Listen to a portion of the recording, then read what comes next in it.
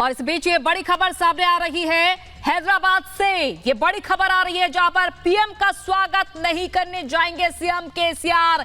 Airport पर PM Narendra Modi को receive करने नहीं जाएंगे। ये बड़ी खबर जो आज पीएम नरेंद्र मोदी हैदराबाद पहुंच रहे हैं और उनका स्वागत करने के लिए प्रोटोकॉल के तहत फिलहाल सीएम केसीआर नहीं जाएंगे। ये बड़ी खबर जो सामने आ रही है, आज हैदराबाद दौरे पर रहेंगे पीएम नरेंद्र मोदी। तीसरी बार पीएम को रिसीव करने नहीं जाएंगे केसीआर। ये तीसरा मौका होगा जब सीएम केसीआर पीएम का स्वागत करने के लिए नहीं जाएंगे। और हैदराबाद से हमारे सहयोगी सलोनी हमारे साथ जुड़ चुकी हैं। सलोनी, तीसरी बार ये मौका है जब सीएम केसीआर स्वागत करने के लिए नहीं जाएंगे पीएम नरेंद्र मोदी का। ये किस तरह का रुख बार बार देखने को मिलता है?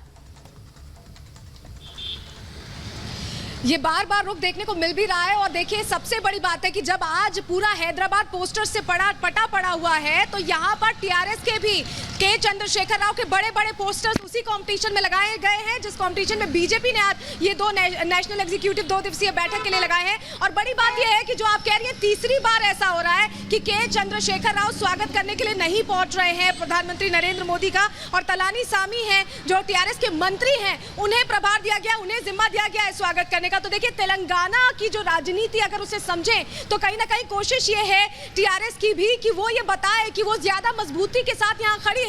और यही वजह है कि के चंद्रशेखर राव यहाँ पर बिल्कुल भी परहेज कर रहे हैं प्रधानमंत्री नरेंद्र मोदी का स्वागत करने के लिए। जरा पोस्टर्स की भी तस्वीरें मैं कहूंगी विजय महेंद्र दिखाएंगे यहाँ पर किस तरह के पोस्टर्स लगे हुए हैं। लेकिन बड़ी बात यह है कि ये पोस्टर्स यहाँ जहाँ लगाए गए हैं, वैसे ही पूरे हैदराबाद में टीआरएस के चंद्रशेखर राव के भी पोस्टर्स लगाए गए हैं। तलानी सामी श्रीनिवास यादव को नॉमिनेट किया गया है, टीआरएस के मिनिस्टर हैं जो प्रधानमंत्री का स्वागत करने पहुंचेंगे।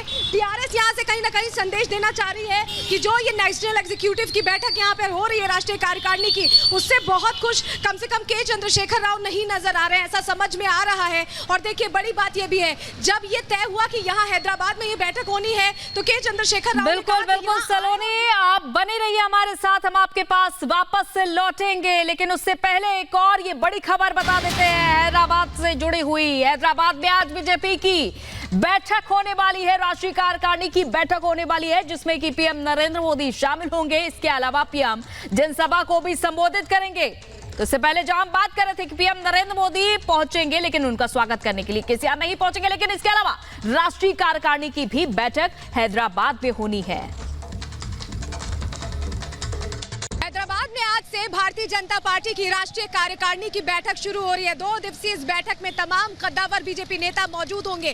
पूरा हैदराबाद पोस्टर्स और बैनर से पटा पड़ा है। कुछ ऐसी तस्वीरें हम आपको दिखाने जा रहे हैं जिसमें प्रधानमंत्री के स्वागत के साथ जेपी नड्डा का भी स्वागत किया जा रहा है। अगले 2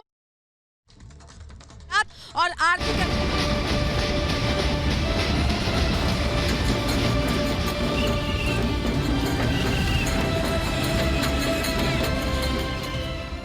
हैदराबाद में बीजेपी का मंथन, बीजेपी के रंग बिरंगा हैदराबाद। बैठक में शामिल होंगे प्रधानमंत्री मोदी। हैदराबाद में आज से बीजेपी की 2 दिनों की राष्ट्रीय कार्यकारिणी की शुरुआत हो चुकी है। 2 दिनों की राष्ट्रीय कार्यकारिणी की बैठक आज से तेलंगाना की राजधानी हैदराबाद में हो रही है। इंटरनेशनल कन्वेंशन सेंटर में आयोजित होने वाले इस अधिवेशन के लिए कई बीजेपी नेता पहुंच चुके हैं। बीजेपी अध्यक्ष जेपी नड्डा शुक्रवार को हैदराबाद पहुंचे। नड्डा के हैदराबाद पहुंचने पर उनका जोरदार स्वागत किया गया। पूरा शहर केसरिया रंग में रंगा नजर आया।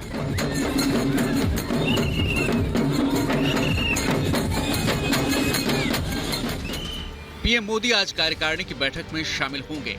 पीएम मोदी आज दोपहर करीब 1 बजे हैदराबाद पहुंचेंगे। पीएम मोदी अगले 3 दिनों तक हैदराबाद में ही रुकेंगे। 3 जुलाई को पीएम मोदी हैदराबाद में एक जनसभा को भी संबोधित करेंगे। प्रधानमंत्री के अलावा बीजेपी शासित सभी राज्यों के मुख्यमंत्री, उप मुख्यमंत्री, केंद्रीय मंत्री और राष्ट्रीय स्तर के नेता मौजूद रहने वाले हैं।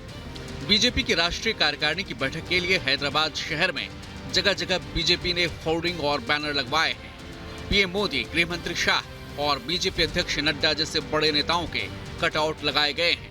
पूरा शहर बीजेपी के रंग में रंगा नजर आ रहा है।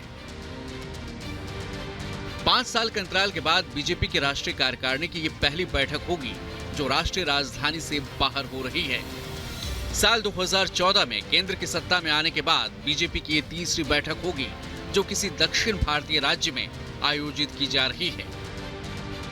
बीजेपी की राष्ट्रीय कार्यकारिणी का यह अधिवेशन ऐसे समय में हो रहा है जब तेलंगाना में अगले साल विधानसभा चुनाव होने हैं।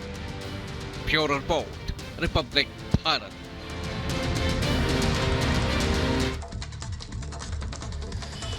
तो 2 दिवसीय बैठक है और इसको लेकर वृहद तैयारियां यहां हैदराबाद में की गई है। पोस्टर्स और बैनर्स तो लगाए ही गए हैं, वहीं तमाम बड़े चेहरे भारतीय जनता पार्टी के पहुंचने वाले।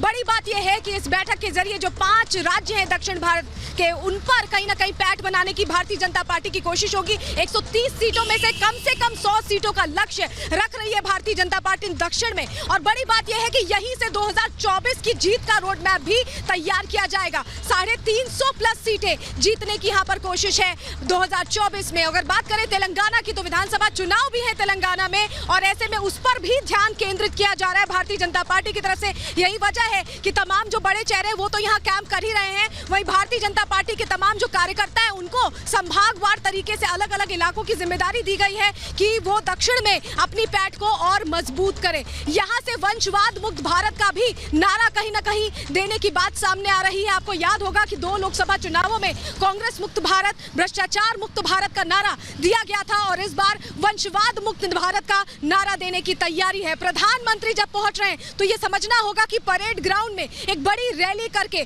जन समर्थन का भी दावा भी करने वाले हैं। अगर तस्वीरें हम आपको दिखाएं तो देखिए इस तरह के पोस्टर बैनर यहां पर लगाए गए हैं और ये पूरी तरह से पूरे हैदराबाद की तस्वीर बता रहा है कि कैसे पूरा हैदराबाद। अगर महेंद्र आगे की भी तस्वीरें दिखाएं, हर थोड़ी दूर पर देखिए, हर थोड़ी दूर पर इस तरह के पोस्टर बैनर लगे नजर आ रहे हैं जो भारतीय जनता पार्टी की मजबूती का दावा करते यहां पर दिखाई दे रहे हैं। साफ तौर पर जीत का लक्ष्य हासिल करना है, राष्ट्रवाद की राजनीति को और मजबूती देना है।